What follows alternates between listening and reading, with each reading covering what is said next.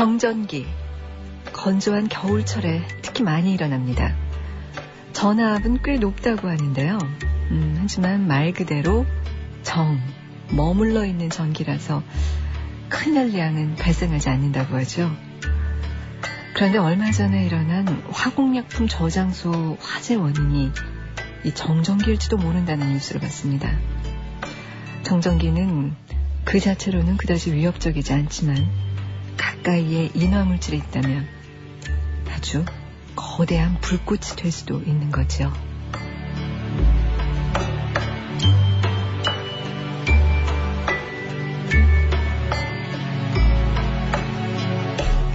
안녕하세요. FM 영화음악의 정은임입니다.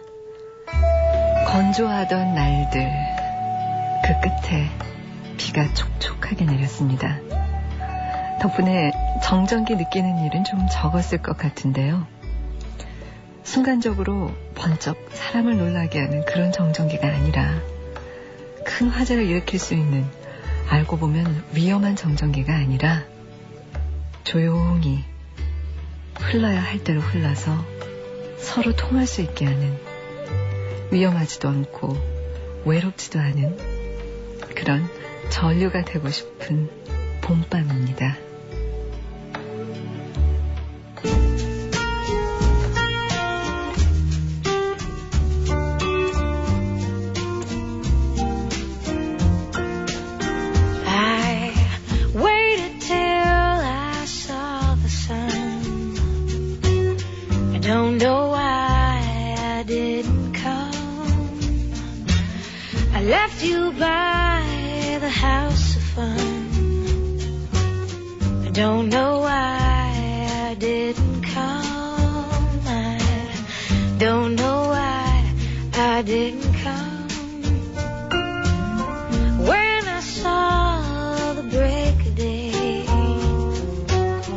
Wish that I could fly away instead of kneeling in the sand, catching teardrops in my hand.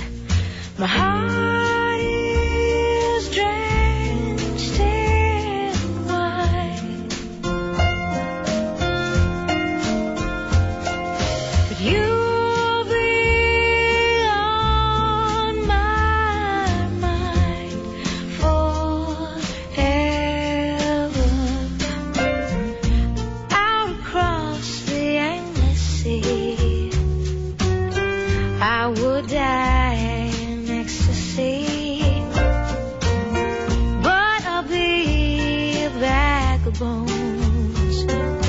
driving down the road alone. My heart is drenched in wine, but you'll be on my mind forever.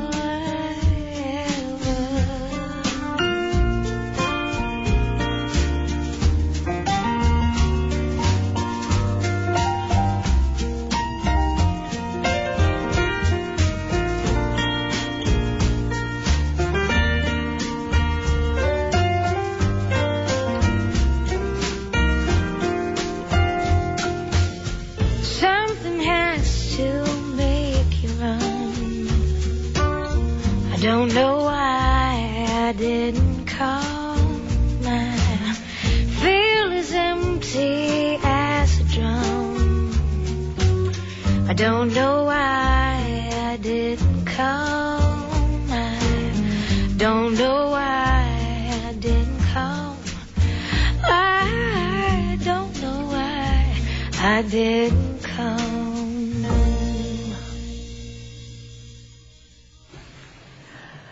내 나이 26. 아직은 어리다면 어리고 나이 먹었다면 나이 든 나이. 한강물을 지켜보면서 내가 그 강물이고 그 위를 비춰주는 가로등이 나와 함께한, 나를 도와주신 분들이라고 느낀 적이 있답니다. 나는 한강물처럼 한 방향으로만 흐르려고 하고 나의 가는 길을 조용히 밝혀주시는 부모님, 형제, 선생님, 사랑하는 사람, 수많은 가로등과 함께했던 지난 26년. 그렇네요.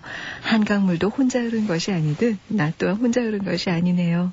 그분들께 세상 고마움 표합니다.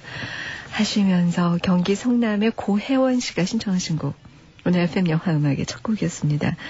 영화 러브 인 맨하탄 중에서 노라 존스의 음성 Don't Know Why였어요. 고혜원 씨가 예전에 신청한 곡이 나오는 것을 라디오에서 들으면서 순간적으로 새벽 3시에 데이트한 것 같은 떨림을 느꼈다고 하셨는데 아마 지금은 그 더한 조그마한 전류가 몸에 흐른 것 같은 그런 느낌이 아니었을까 하는 생각이 들어요. 날이 많이 추워졌죠. 비가 오고 나서요. 술 마시고 싶어서 소주를 꿀꺽꿀꺽 들이켰다는 충북 청주의 김민희 씨. 사실 이런 날을 좀 날이 좀 뭔가 이렇게 좀 우중중하고 구질구질한 듯하고 약간 추워지고 이런 날은 좀 술맛이 더 나는데 그 술 마시면서 나의 20대 중반은 왜 아직도 요동을 칠까요? 하면서 제게 물어보셨는데 20대 중반에 요동 치는 게 당연합니다. 그러니까 안정될 것을 기대하지 마세요. 그 엄청나게 요동을 쳐야지만 아주 정상적인 나이예요. 사실 30대 중반도 요동을 치거든요. 그 옛날에 뭐 40이면 뭐 부록이고 뭐 20에 뭐 30에 뭐 하면서 그 공자님 말씀 있잖아요. 그것은 그 평균 수명이 굉장히 짧았던 옛날 사람들, 그러니까 그 짧은 그 일생 안에서 자신의 모든 것을 세워야 했던 그 사람들 기준입니다. 게다가 그 성현 아닙니까? 그런 사람들의 이야기를 기준으로 삼아서 나의 일생을 거기에 맞춰 생각하면 안 될 것 같아요. 하여튼 미니 씨 반갑고요. 여러분의 사연을 보내주시는 이곳은 바로 FM 영화음악 정은임입니다. 게시판이에요. 인터넷 게시판은 www.imbc.com 라디오 그리고 FM 영화음악 정은임입니다. 순서대로 클릭해서 오시면 되고요. 우편번호는 150에 600번, 서울시 영등포구 여의도동 여의도 우체국 사서원 819호 FM 영화음악 정은임입니다. 담당자 앞으로 사연을 보내주세요.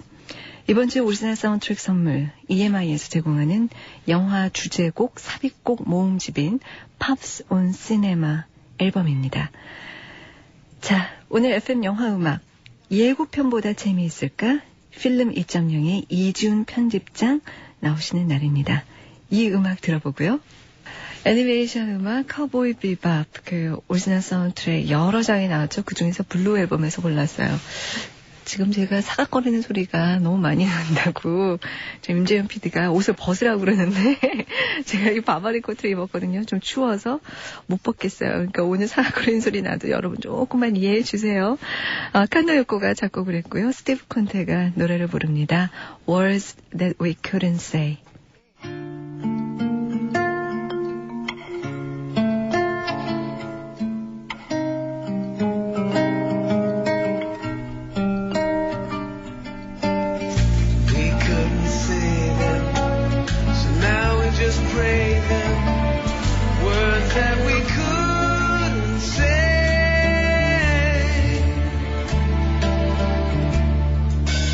Honey, ain't it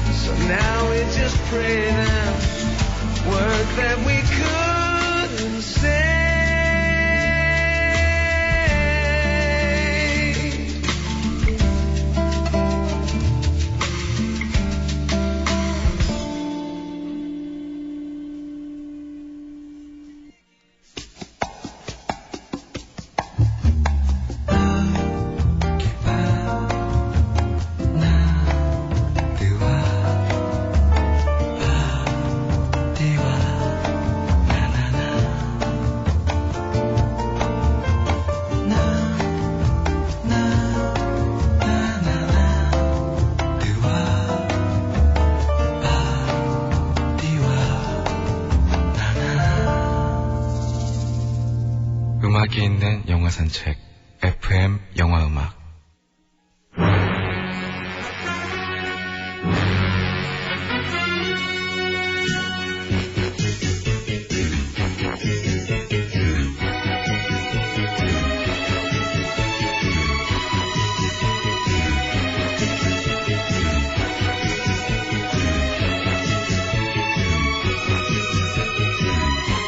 여자도 사회 일원으로 열심히 살 수 있다 그런 거죠. 여성의 정체성에 대한 고려를 해볼 수 있어서 좋았고요. 별로 공감이 안 갔어요. 진행이 왜 그렇게 되는지 좀 연결고리가 약했던 것 같아요. 그러니까 변동의 시대를 잘 표현한 것 같아요. 재미있게. 마지막에 결말 부분이 이제 해결이 덜 된 것 같아가지고 좀 답답한 느낌이 좀 있었습니다. 전 막판에 눈물을 이렇게 조금 흘렸거든요. 흥미 위주라기보다는 이렇게 좀 한 번 더 생각하게 하는 그런 영화였던 것 같아요. 네, 예고편보다 재미있을까? 필름 2.0의 편집장 이지훈 기자 전에 청취자 시사회에서 만난 우리 청취자들의 영화 감상문을 먼저 들어봤습니다. 자, 이지훈 편집장 나오셨습니다. 안녕하세요. 안녕하십니까. 네. 자, 무슨 영화인지 아시겠죠? 네, 당연히. 이 작품은 많은 분들이 기대했던 작품입니다. 왜냐하면 이제 감독이 네. 마이크 뉴웰이라고 그렇죠. 네 번의 네 번의 결혼식과 한 번의 장례식 감독이고 네. 또 줄리아 로버츠가 오랜만이죠. 오션스 11 이후에는 아마 이 작품이 처음인 걸로 저도 네. 기억하는데 모나리자 스마일이라는 작품입니다. 예. 자, 이 영화는 그 모나리자의 미소, 모나리자 스마일을 제목으로 하고 있는데 실제 내용은 모나리자 스마일의 어떤 그 의심을 던지는 의구심을 던지는 그런 영화입니다. 네. 모나리자의 미소가 과연 행복한 미소인가라는 네. 것에 질문을 던지는 영화인데요. 그 내용은 많은 분들이 영화를 어떤 그 여성판 죽은 신의 사회다라고 네. 말씀하십니다. 네. 배경은 1950년대 뉴 잉글랜드를 배경으로 하고 있고요. 거기 웨슬리라는 이름의 아주 전통적인 여대가 있습니다. 네. 그 실제하는 곳이죠. 실제하는 곳이죠. 예. 특히 이 영화의 어떤 그 시나리오가 그 웨슬리 여대에 있는 한 사진으로부터 비롯된 이야기거든요. 이게 시나리오 작가들이 그 사진에 보면 그 여학생들이 책하고 프라이팬을 양손에 들고 있어요. 네. 근데 여자라고 하는 것은 무릇 그 가정과 결혼에 충실했을 때 가장 자기 본분을 다하는 것이다라고 하는 학교의 그 학풍을 보여주고 있는 사진인데 네. 거기에 이제 이른바 딴지를 걸어보자라는 그 기획 의도로 이 영화가 이제 제작이 됐는데 그 웨슬리 여대에 캐서린이라는 이름의 미술사 선생님이 이제 부임을 하십니다. 네. 이분이 그 줄리아 로버츠가 연기하죠. 와 보니 모든 아이들이 이 결혼이라는 것에 너무나 당연한 그리고 너무나 그것을 여성들이 빛나는 가치로만 알고 있을 뿐이지 뭐 자아실현이라든가 또 결혼을 하지 않는다는 것조차 인정할 수 없는 그런 아이들의 분위기에 개탄을 하면서 이 아이들을 바꿔나가는 그런 이야기입니다. 네. 그 중심에는 베티라고 하는 여학생이 있는데요. 커스티 던스트가 연기합니다. 네. 이 친구가 학교 신문의 편집장이고요. 그런데 이 친구는 이미 결혼한 사이예요. 결혼을 한 친구예요. 이미 네. 그 가족들끼리의 집안끼리의 어떤 그 약성에 의해서 이미 결혼을 한 그런 친구인데 물론 결혼 생활은 행복하지 않고요. 이 친구는 자신이 만드는 신문을 통해서도 그 여성들의 보수적인 가치를 설파하지만 결국 자기 가정이 또 자기 부부가 전혀 어떤 사랑에 기대에 있지 않고 얼마나 이것이 좀 전통적으로 좀 매몰된 그런 가치관 속에서 껍데기만 유지되는 가족인가를 알게 된 이후에 캐서린에게 다시 돌아오는 이제 그런 이야기가 이 영화의 전체를 이루고 있습니다. 네. 이 작품은 사실은 뭐랄까요, 그 여성의 자아실현이라고 하는 그런 가치를 놓고 볼 때는 그렇게 신선한 이야기는 되지 못합니다. 이미 예. 많은 영화들이 그런 이야기들을 해왔고요. 예. 특히 이 영화가 배경을 삼고 있는 1950년대라고 하는 시점은 딱 이런 이야기들이 나오기 좋은 시점이었는데 왜냐하면 서구 사회에서 이제 68혁명에서 뭐 폭발적으로 어떤 진보적인 가치들이 나오기 직전에 한 10년간이고요. 또 2차 대전 이후에 또 그 반대로 조금은 개혁적인 사상들이 나오기 시작했던, 특히 페미니즘이 좀 태동하기 시작했던 그런 시기인데, 그런 어떤 두 가지 흐름, 페미니즘이 나오고 있되 사회가 세계가 전반적으로 변하지는 않았던 그 중간적인 시점에 캐서린과 아이들의 갈등이 주요한 이야기를 다루고 있고 또 그것이 그 시대를 반영하고 있는데요. 네. 말씀드린 것처럼 어떤 그런 가치관의 측면에서는 사실 그다지 뛰어난 작품은 되지 못한다고 생각합니다. 사실 뭐랄까 그 여성이 그 주부의 역할이라든지 여성이 결혼한다는 것에 대해서 반대하고 자기 자신의 어떤 자아실현을 위해서 바깥 세상으로 나가라 뭐 이런 식의 이야기는 페미니즘의 여러 갈래 중에서도 자유주의 그렇죠. 여성주의 페미니즘 그 가장 그 기초적인 단계에 그렇죠. 머물고 있다는 이야기가 생각이 들거든요. 말씀하신 것처럼 그 페미니즘이라는 게 굉장히 그 진보적이고 또 극단화되는 것들이 많이 있지 않습니까? 네. 여성의 어떤 정신적인, 육체적인 여러 가지 그 조건들을 변화시키고 뭐 심지어 이제 임신과 육아 이런 여러 가지 부분에 있어서조차 여성의 역할을 거부하고 또 그런 것들 정치적인 면까지 연결시키는 다 여러 갈래가 있는데 특히 지금 이 말씀하신 이 부분은 그 중에서도 이제 1단계 페미니즘이기 때문에 사실은 그것을 지금 시대에 우리가 어떻게 받아들이느냐는 조금 낡은 면이 있습니다. 그래서 영화 속에 학생 한 명이 그래서 그에 대한 그 어떤 그 반대적인 입장을 또 취하는 걸로 알고 있어요. 예, 그렇습니다. 그 영화 속에서 이제 여러 그 인물들이 등장을 하는데요. 그 여학생들도 굉장히 다양한 면들을 보여주고 있어요. 그 중에서는 굉장히 그 진보적인 어떤 태도를 취하는 친구도 있고 그렇지 않은 친구도 있고 하는데 캐서린에게 동조하는 친구가 여기서 등장을 하죠. 등장을 하면서도 그럼에도 불구하고 이 친구도 역시 그 자신이 그 교육 받아온 전통적인 가치와 갈등을 합니다. 뭐 이런 과정들이 이제 보여지는데요. 그런 어떤 가치관의 어떤 조금 낡은 면 때문에 사실 그런 주제 의식에 감화받기보다는 차라리 다른 쪽에서 즐거움을 얻는 편이 나을 것 같다는 생각이 듭니다. 이 영화는 미술이 상당히 중요한 테마로 등장을 합니다.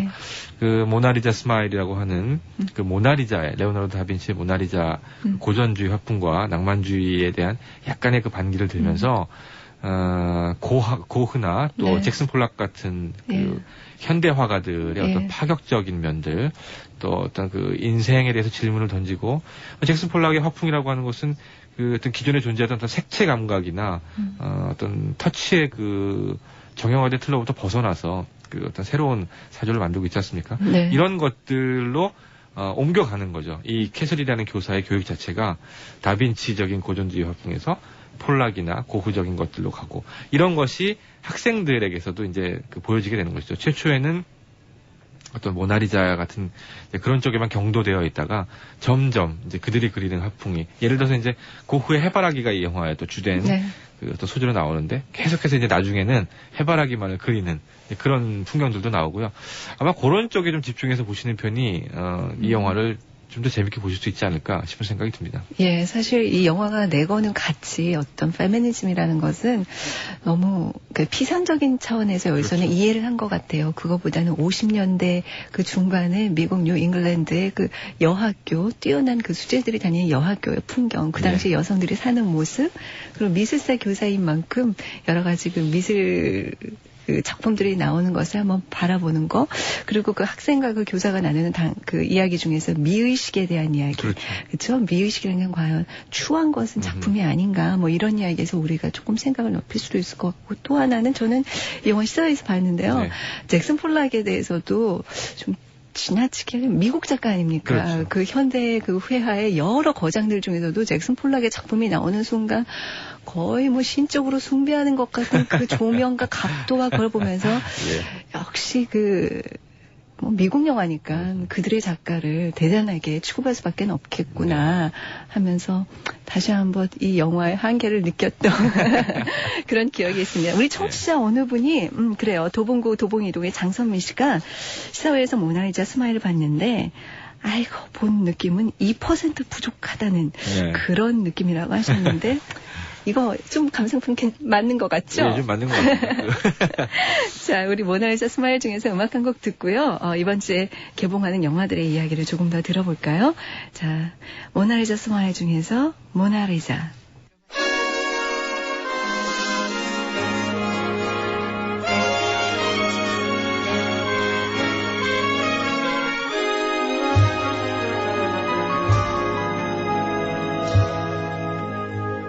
Mona Lisa, Mona Lisa, men have named you You're so like the lady with the mystic smile. Is it only 'cause you're lonely they have blamed you for that Mona Lisa strangeness in your smile? Do you smile to tempt a lover, Mona Lisa? Or is this your way to hide a broken heart? Many dreams have been brought to your doorstep. They just lie there and they die there. Are you warm? Are you real, Mona Lisa? Or just a cold and lonely, lovely work of art?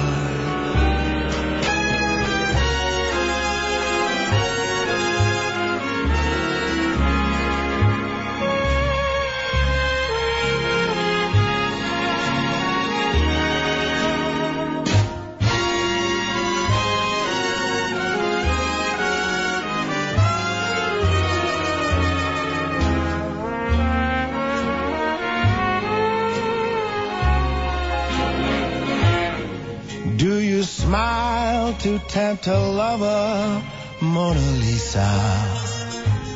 Or is this your way to hide a broken heart?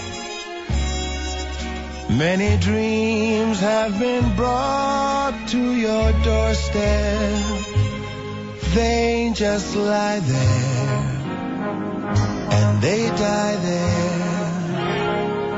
Are you warm? Are you real, Mona Lisa? Or just a cold and lonely, lovely work of art? Mona Lisa, Mona Lisa.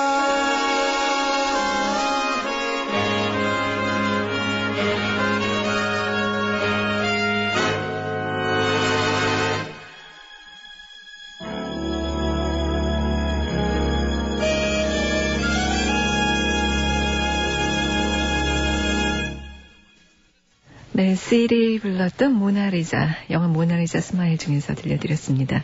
예고편보다 재미있을까? 필름 2.0의 이지훈 편집장과 함께 개봉작들 강추받는 순서인데요. 모나리자 스마일은 많은 관심을 모았던 작품이고, 볼만한 영화라는 말씀을 해주셨고요. 또 어떤 영화가 개봉을 하죠? 이 작품도 상당히 많이 그 주목을 받았었어요. 과연 이게 이제 성공을 할 것인가 못할 것인가의 문제인데요.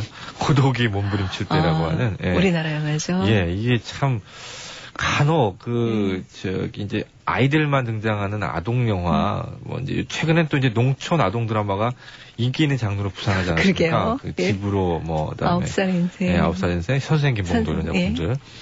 그래서 이제 어느 정도 아이들이 주인공인 영화는 어떤 그 흥행성을 검증받은 것 같은데 노인들이 주인공으로 등장하는 영화가 과연 국내에서 될 것인가 안 될 것인가.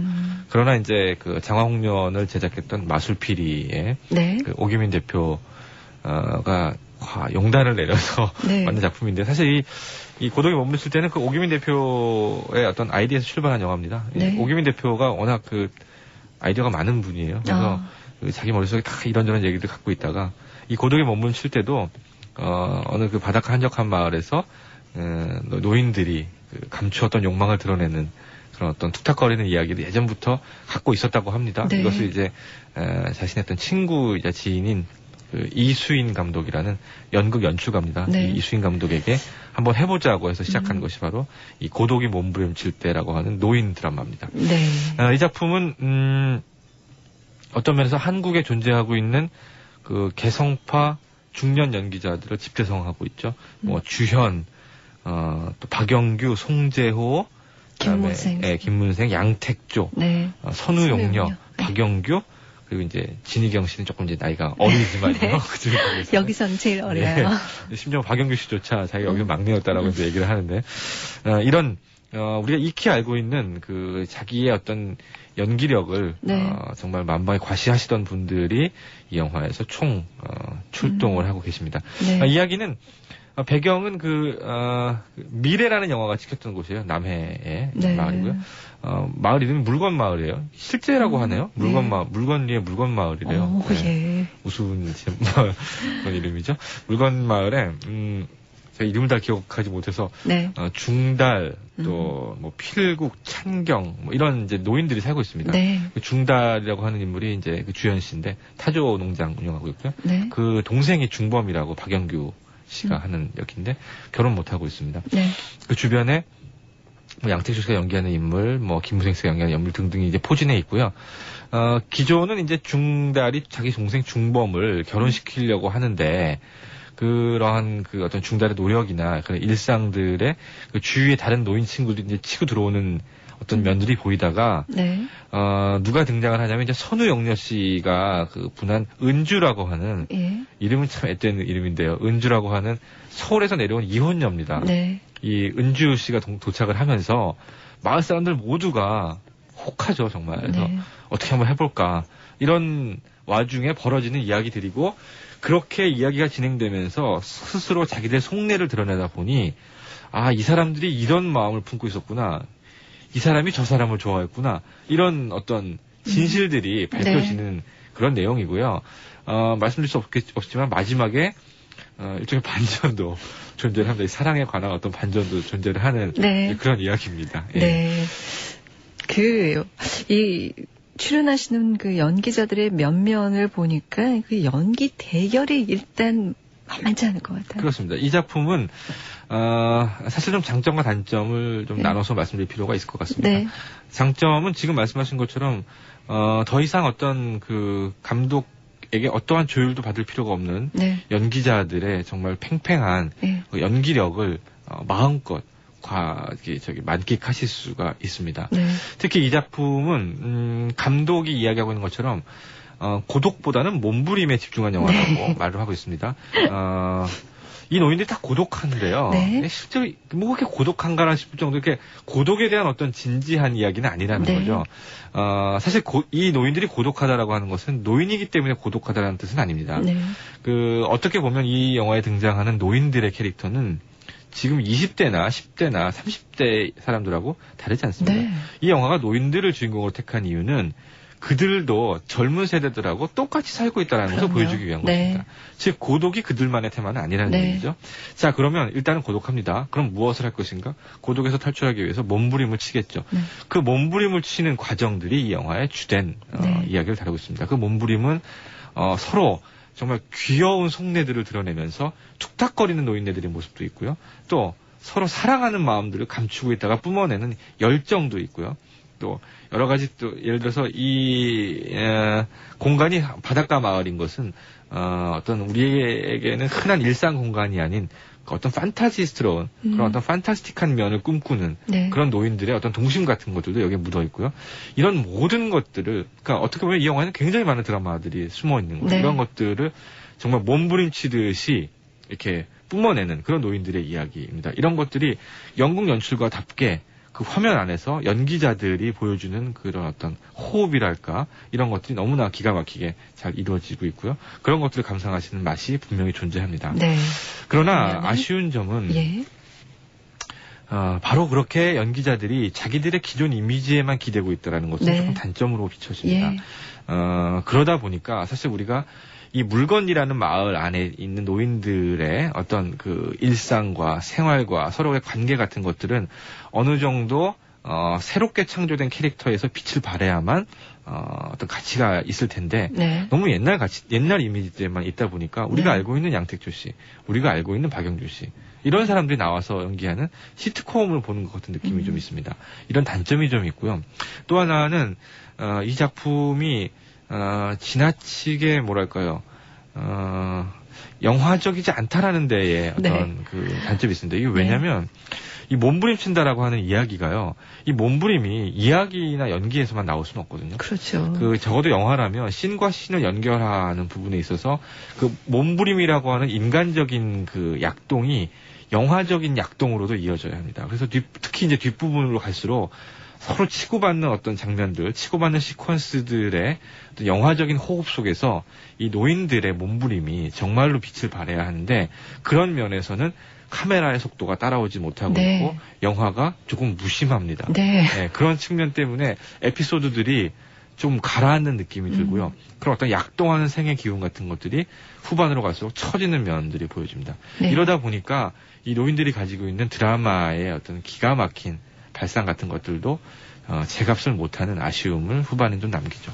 예, 영화로 데뷔하는 연극 연출가 출신의 감독이 아무래도 연극 연출하듯이 영화를 찍지 않았나 하는 그런 그렇습니다. 아쉬움도 조금은 있어요. 예, 연극 연출하시는 분들이 영화로 올 때의 대표적인 아쉬움이죠. 얼마 전에 그 오구를 연출했던 네. 이윤택 감독 같은 경우도 그 자신이 오구라고 하는 자신의 대표적인 무대에서 보여주었던 그 맛을 영화에서는 그다지 살리지 못하신 그런 부분이 있거든요. 이 영화 역시 이수인 감독은 아마도 정지해 있는 화면 속에서 인간들의 욕망이 약동하는 것으로도 충분하지 않을까라고 생각했던 모양입니다. 그러나 영화는 분명히 영화이고 우리가 영화를 받아들일 때 느낄 수 있는 어떤 맛이 있을 텐데 그 부분은 다소 좀 도외시된 어떤 맛이 감이 있습니다.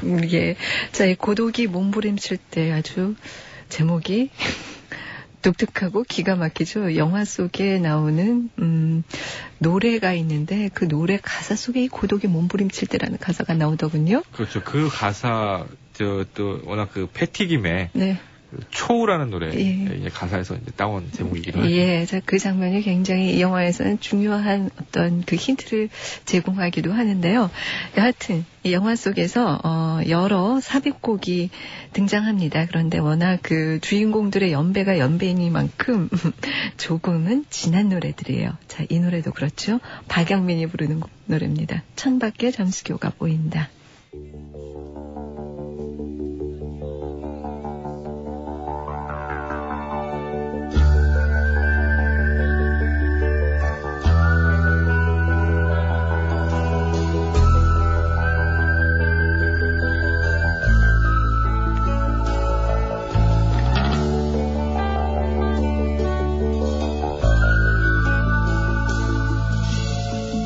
너를 보면 나는 잠이 와. 이상하다, 그치?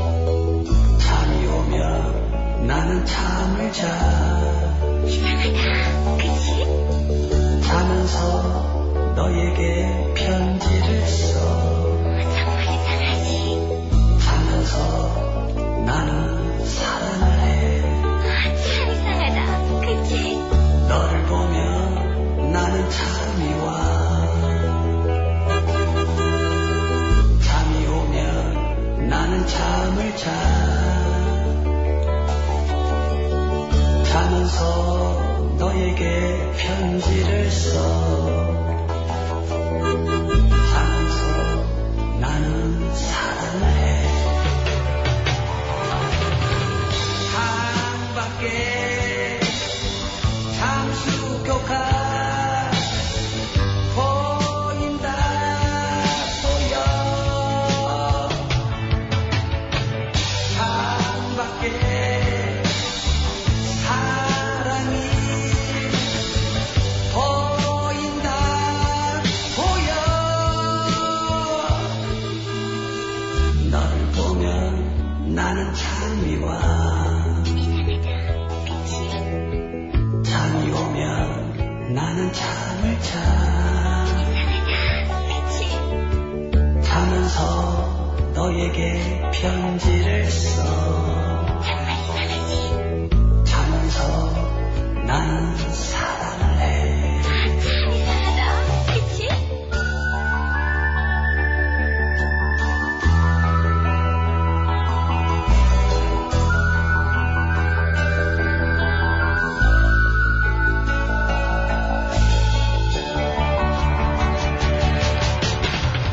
창밖에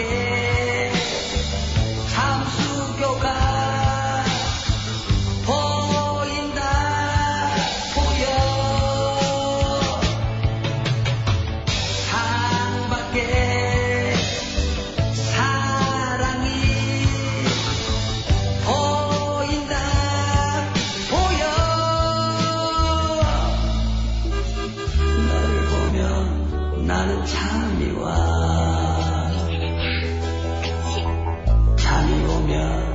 나는 잠을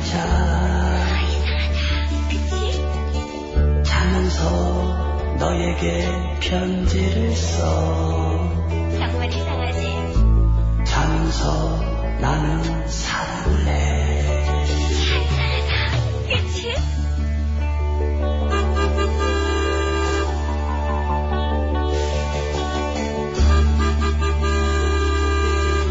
사랑을 하면 난 사탕을 먹고 싶어.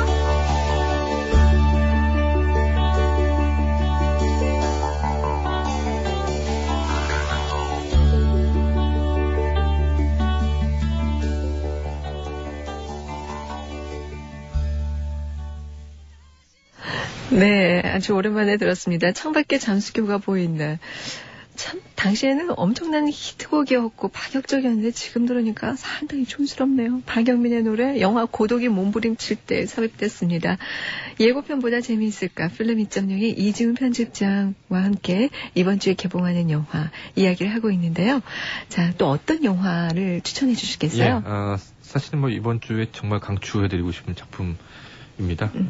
그러나 이제 너무나 일종의 이 시장에선 작은 영화죠. 송환이라고 하는 네. 다큐멘터리입니다. 네, 김동원 감독. 김동원 감독이라고 뭐 아시는 분들은 독립영화계의 뭐 큰 형이죠. 사실 저희 시간에 한 석 달 전에 저기 함께 인터뷰를 했었어요. 송환이 그때 독립영화제에서 주목을 받을 때.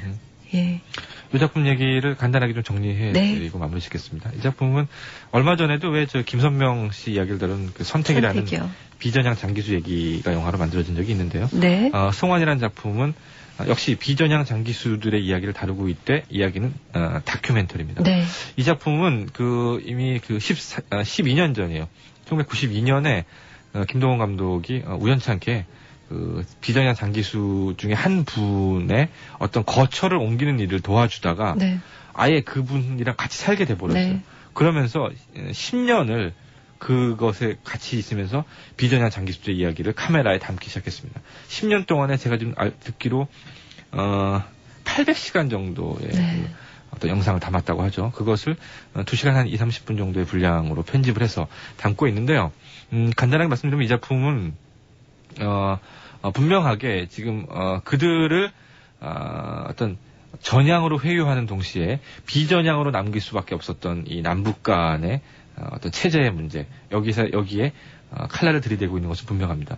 그런 어떤 비전향 장기수들은 어떻게 보면 이 수십 년 대한민국 근대사의 어떤 아이콘과도 같은 상징, 네. 아이콘 같은 그런 사건입니다. 네. 그들이 어째서 비전향 장기수로 남아야만 했었던가라는 이야기들을 다루고 있되 이 작품은 그런 정치적인 문제나 제도적인 문제를 직접적으로 언급하지 않습니다.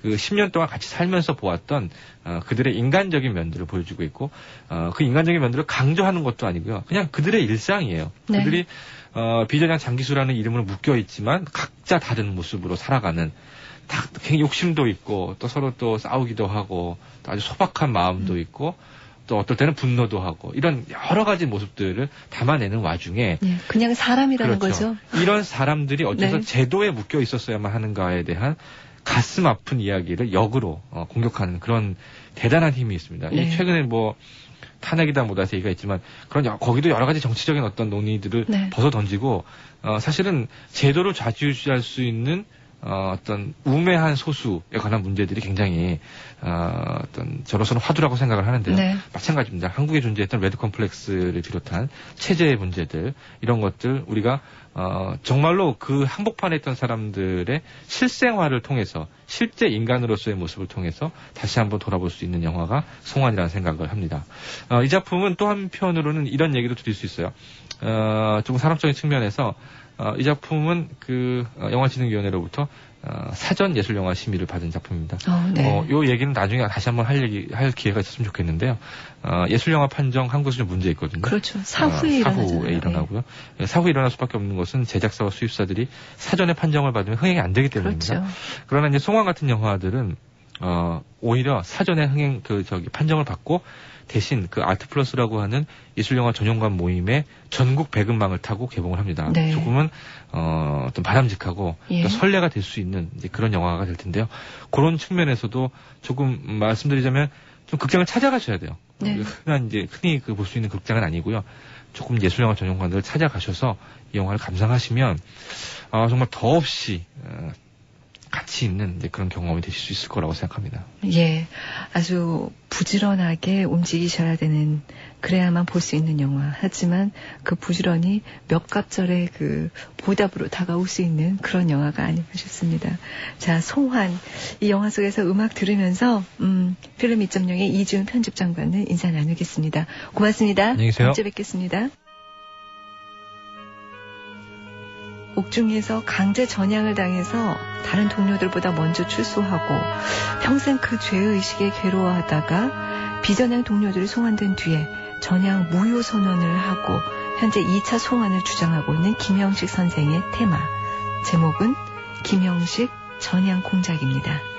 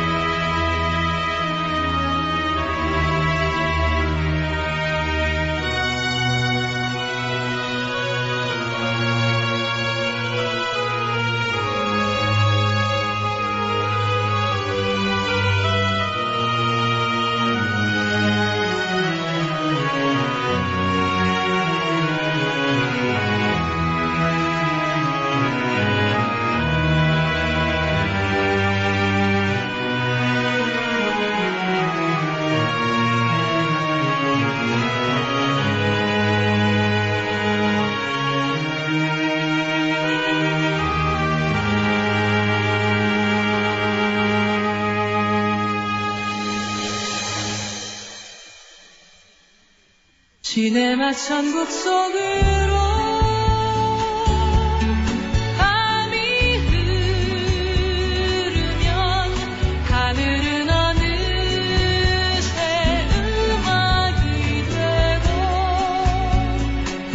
어쩌면 그대도 이 밤 떠올리겠지. 음악이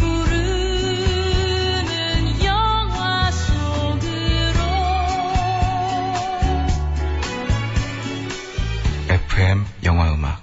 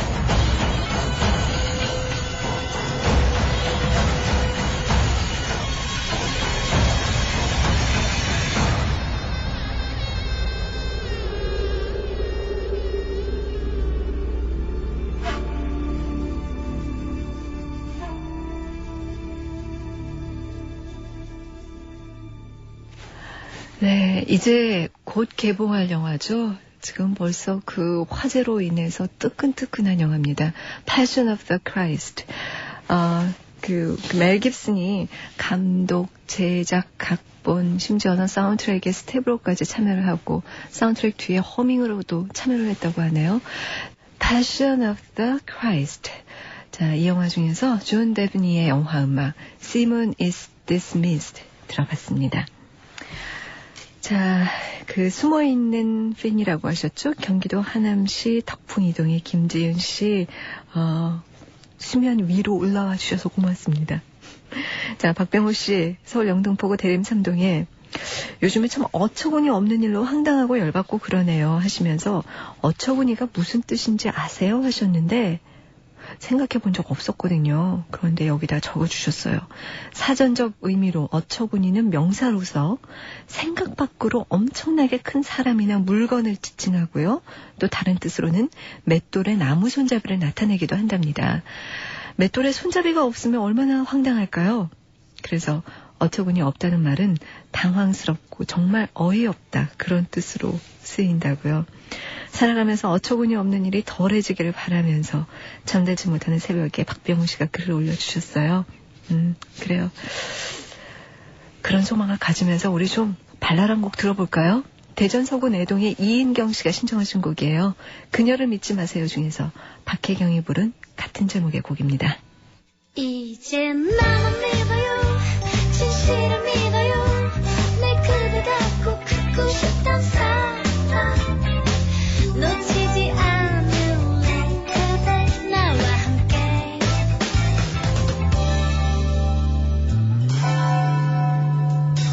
한 번도 얘기한 적 없었지 내 맘에 숨쉬는 이 사랑 언젠가 알 것 같은 두려움 그 순간은 너에게 나를 주고 싶었어 마음이 흐르는 이대로 조금씩 미소 짓는 얼굴에 그 진심이 어느새 알리는 것이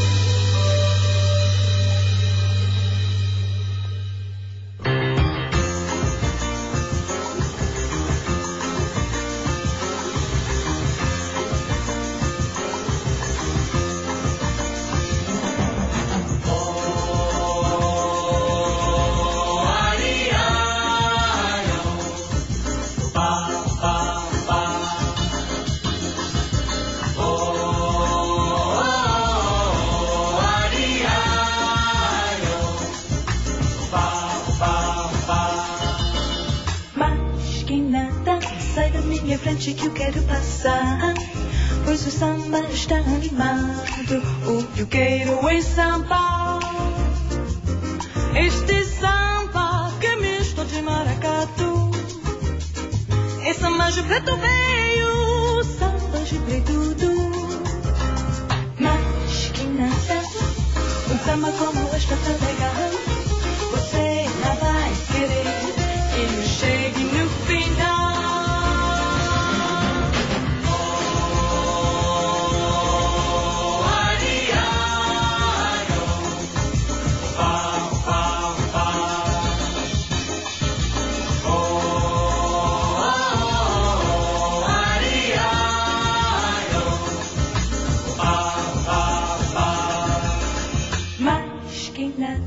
Sai da minha frente que eu quero passar, pois o samba está animado.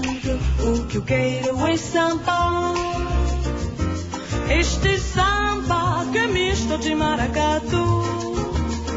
É samba de preto veio, samba de preto. Mas que nada, um samba como este tão legal. Você não vai querer que eu chegue no final.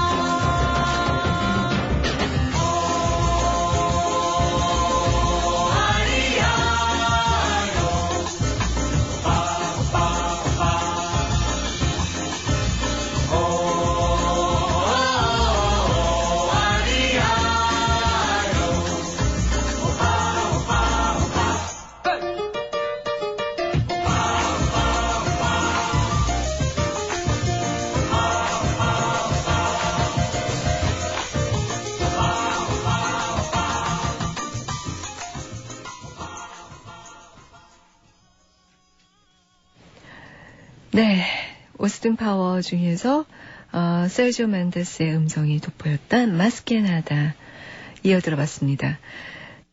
자, 여기 굉장히 부지런한 분이 한 분이 계시네요. 서울 종로구 개동의 이준호 씨.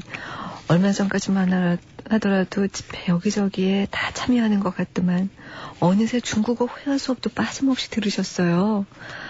저 아무래도 사랑에 빠진 것 같습니다. 라는 사연으로 말씀을 시작하셨네요. 중국어 회화 수업을 같이 듣는 그녀. 처음 봤을 때는 화장만 좀 짙은 예쁘장한 여자로 보였고요. 두 번째 봤을 때는 둘만이 수업을 들었고, 그러다가 옆모습과 눈을 바라보면서 입 주변에 살짝 돋은 실핏줄이 예쁘다고 생각했었습니다.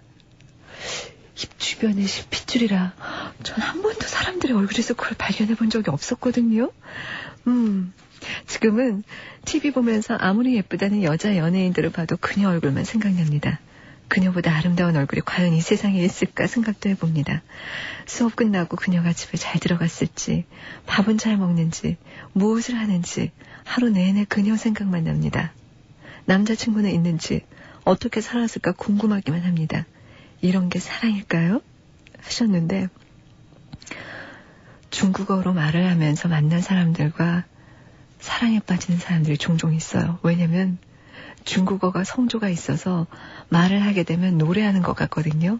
그래요. 뗀눈 같다고 해서 그 말을 아주 심하게 할 때는 정말 듣기가 싫은데 나지막히 얘기하고 서로가 호감 있는 사람들이 서로 이야기를 하면 중국어로 말을 할 때는 그 말이 시 같고 노래 같아요.